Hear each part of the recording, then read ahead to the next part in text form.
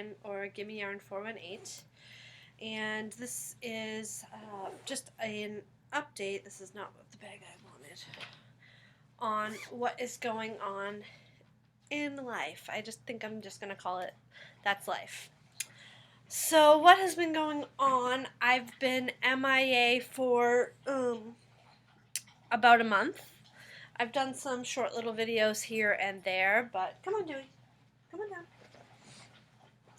No TGIF videos, no knitting videos, no crafting videos that I can think of. And there are several reasons for that, so I just wanted to take a chance to let you all know what's been going on, what I have planned, and things like that. So first, we live in New England, and my hair looks all funny, and we've been hit with a lot of snow. Thankfully, I'm north of Boston, which is not something I would typically say, but north of Boston, and we haven't gotten quite as much snow as they have a little bit, closer to the city. So in Vermont, we've still gotten a lot of snow, and it's been a lot of upkeep. Not to mention that the wind chills have been down as low as last night was minus 40 to minus 45, so it's been really cold. So we've been dealing with that. Snow removal and taking care of snow is a colossal amount of work. What else? Here comes somebody. I'm not sure who it is. What else? I'm trying to think because it's been a month.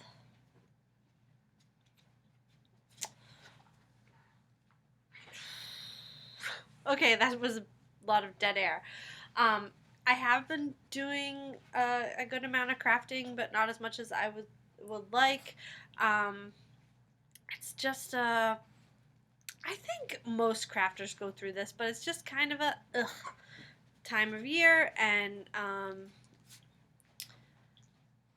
it's just after the holidays, I kind of just crashed and burned. I feel like Kristen and I have had a lot of appointments. Oh, I had my physical because I had some things going on medically that I was concerned about. I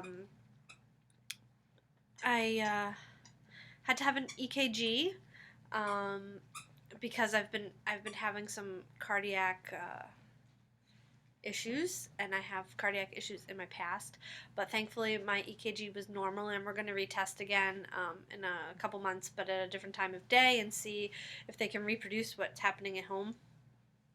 But that was normal, and all my blood work was normal, which was good. And Wednesday, I was supposed to see a foot doctor last week, but that got postponed till this week, which it's actually not a foot doctor, it's a dermatologist. I'll get into why it was postponed in a few minutes. So Wednesday I'm having a procedure on my foot. Walking is extremely painful. I'm just going to say it, I have really bad plantar warts on my foot, and I've been having them treated with a podiatrist for a few years, and they've just gotten worse. None of the medications they've tried have seemed to work, so I've decided to go to a dermatologist because I can't find a podiatrist that will freeze them off. I had warts on my hands as a child that affected the way I wrote, and I went to a dermatologist and they froze them off. So I'm hoping that will help, because I can't even go to my tap class to dance, which I like to do twice a week, because it's excruciating to put my feet in the shoes. What's next? Oh, I also have to see another dermatologist. This is just all about my physical, because I have some moles that are suspect, which is not really surprising because I am so fair-skinned. And I really should be seeing a dermatologist every year, so now that I have a dermatologist in Vermont, this one that specializes in moles and stuff like that, I see him in March, and we'll get that all sorted out, and I'm sure everything will be fine. And Kristen has been going to physical therapy two times a week. and so that's more appointments, which is great because the physical therapist, the physical therapy is really helping her. And we're also going to see a new doctor. We're going to call and make an appointment with a new doctor um, down in Cheshire County, New Hampshire, to see if we can't find some more relief for her. So that's good, but busy. Um, it feels like we've had like 4 or 5 appointments every week for the past forever. And that brings us to why Kristen and I both had to reschedule a whole bunch of appointments last week. And the reason is this guy. Um, last Sunday, we noticed that, I feel like a terrible pet owner, but we noticed that Dewey had a really, really bad infection in his mouth. And we've known for a while that he needed his teeth cleaned, but Dewey, like Mia, has heart disease. He doesn't have congestive heart failure, but he does have heart disease. And the idea of putting him under anesthesia was really frightening. Because the risks of anesthesia on a small dog are high, and then you add the heart disease to it, and it just goes through the roof. So we noticed that his mouth was really, really infected, and suddenly he had bubbles coming out of his nose, and it was really scary. So we called our vet, who has a 24-hour emergency, like you can page them, like a doctor or vet on call. We told them what was going on, and we really weren't comfortable waiting, but we wanted to get the reassurance from our vet that we shouldn't wait. So we decided to take him with our vet to the emergency room, which I'm not going to say the name of the emergency room because I'm not really happy with them. So Kristen on Sunday drove him to the emergency room because we were in the middle of a snowstorm in which we got 18 inches of snow. So she drove him to the emergency room. They saw him, took him. Kristen had to wait quite a while. They took him in.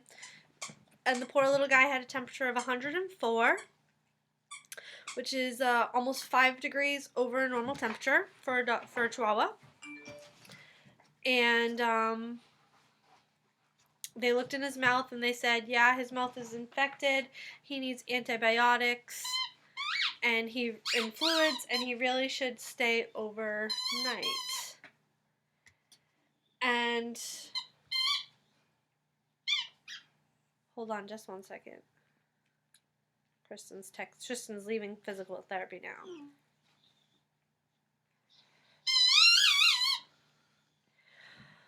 So we hesitantly left him overnight, and Kristen made the trek home, which took double the time it would normally take.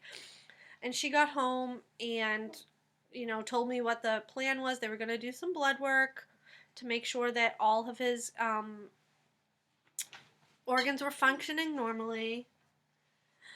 And I'm sorry, this is really rude.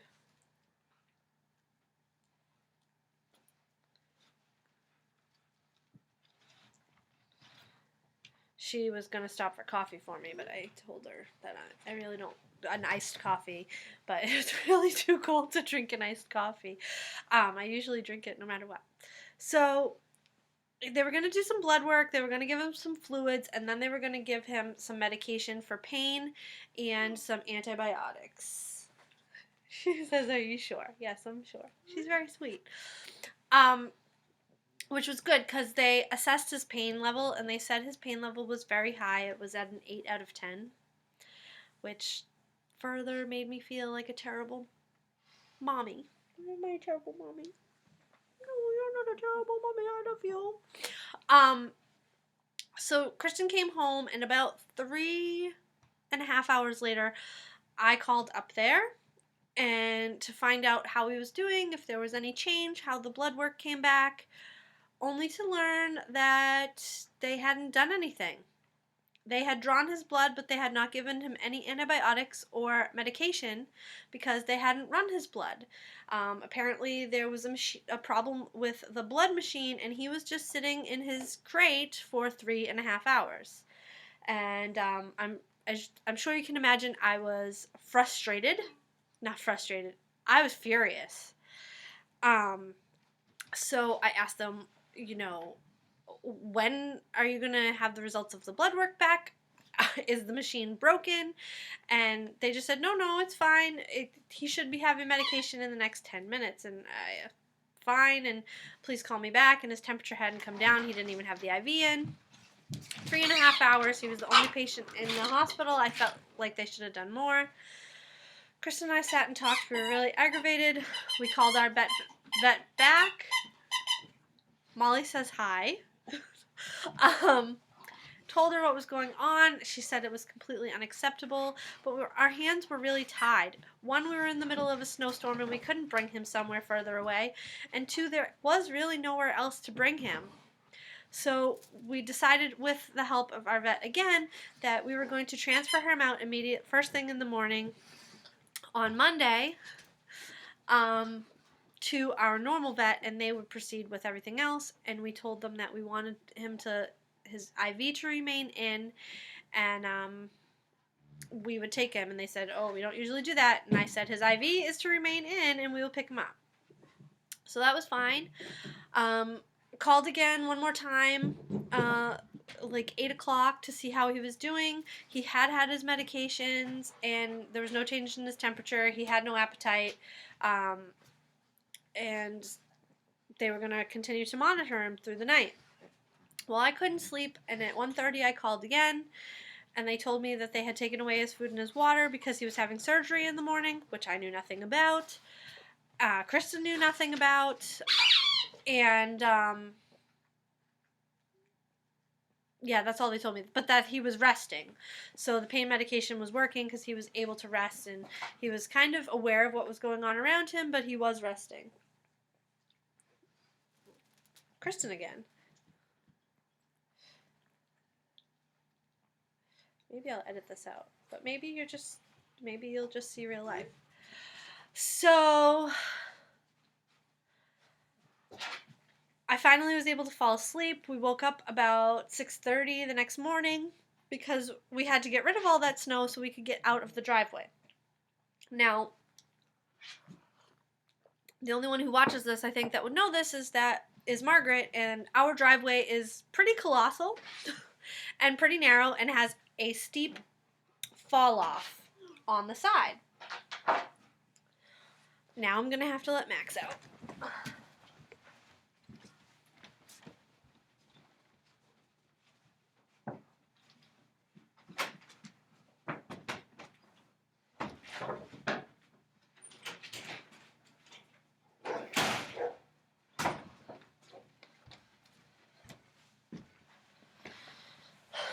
So anyway, our driveway is pretty difficult to plow, and with all the snow, there was nowhere to put the snow, and it took us 2 hours, which was an hour longer than we had anticipated. We had wanted to pick up Dewey at 8 o'clock. We didn't get there till 9. I called ahead and said, I just wanted to check and make sure that Dewey got his second dose of antibiotics and that his IV was still in, and I apologize, but we're running a little late. The snow took us longer to remove than we had expected. To which they responded, okay, thanks for letting us know. We'll check on that, and they hung up on me.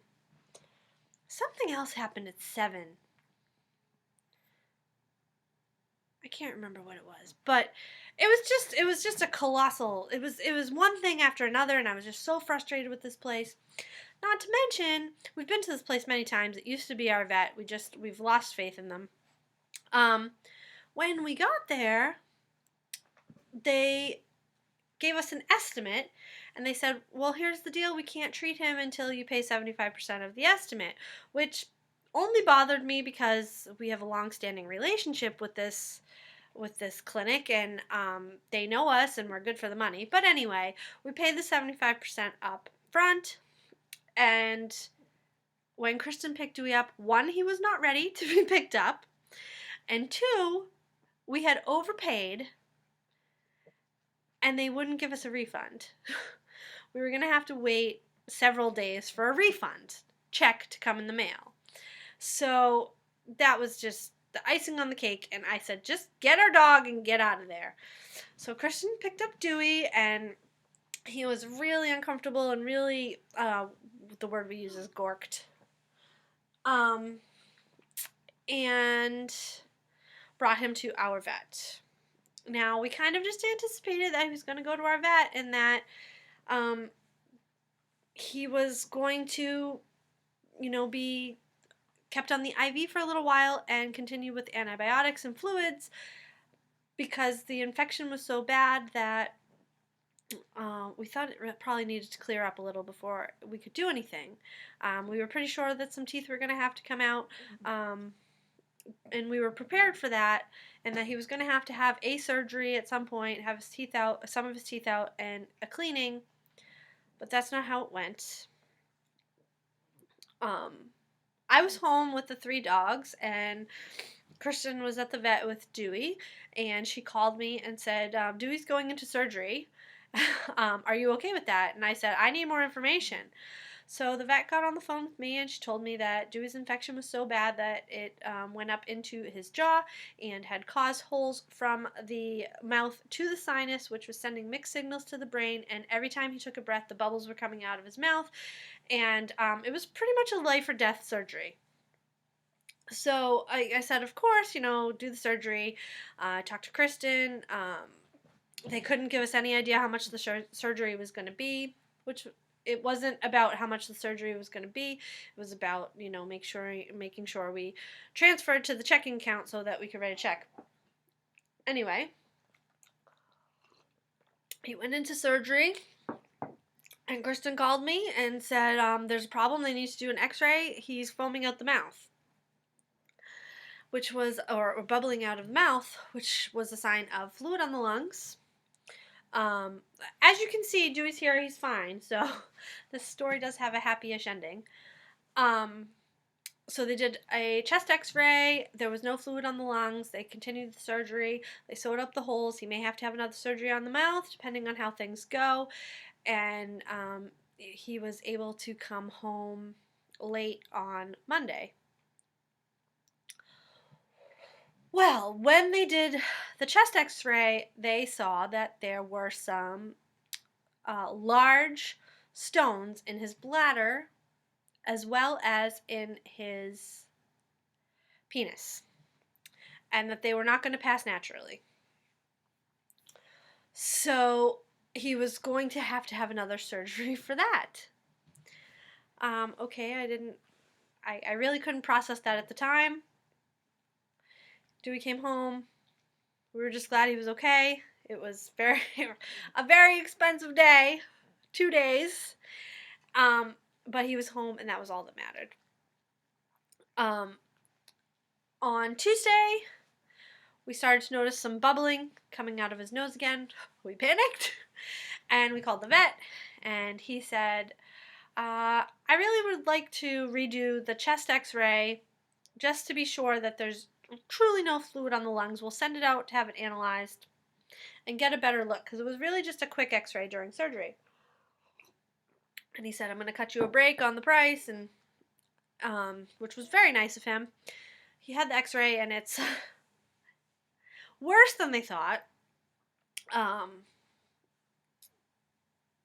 We are pretty much, he can't, unless it's an emergency, he can't go on anesthesia for at least 2 weeks. But it could become emergent. There is a chance. There were also stones in the kidney. They don't know what is causing the stones. They just know that they are too large to pass. And the stones, they are kidney stones, but they don't know what they're made of. The kidney stones could cause an obstruction. And the stones in the penis could cause him to stop peeing, which would mean he needs to go have surgery like that minute, which we're trying to keep from happening. So I asked for an estimate again. Kristen and I keep a healthy reserve for pet emergencies. But that healthy reserve was used on the 2 days Dewey spent in the hospital. And we got the estimate the other day for his surgery, and it was about triple what I expected. It's almost $2,500. So we are planning for that because optimally he should have it in about a week. Financially, he's not going to have it in about a week. We will need a couple, at least one more week, maybe two, to make sure that we have the funds to pay for that. And we're also going to talk to our vet and see if we have any options. Yeah, I do think our vet will work with us in terms of like a payment plan. It's not that we couldn't afford it, but it's can we afford it? Feed all the dogs, pay all our bills, and what if there's some other emergency? So that's where we stand. Oh, I didn't tell you. They took out all but 4 of Dewey's teeth, so he's almost toothless. But he's doing really great. He's doing really great. I love you, buddy. And he's actually a lot happier. Yeah, he's a good boy. So thank you, bud. So we're relieved that he's doing better. But it was a really stressful time. It's still pretty stressful. We have a pee-pee party every time he takes pee. I feel like we're potty training. So, a lot of things have changed around here, and they'll continue to change. There will be 0 unnecessary spending in this house for the next long while. But it's worth it. What are you going to do? You pay it. So, I think that's all I'll talk about today. I'll try and come back later this week and talk about what's coming up, and I do plan on having a Poor Girl Project Bag update on the Etsy shop, so stay tuned for that. I'm hoping for Wednesday. But I think that's all we have for now. Hope to have another video later this week. Hope to do a TGIF on Friday. Yeah. So, it's been crazy, but we're all good. We're all good. And we hope you're doing great. And until next time, we'll talk to you later. Bye-bye.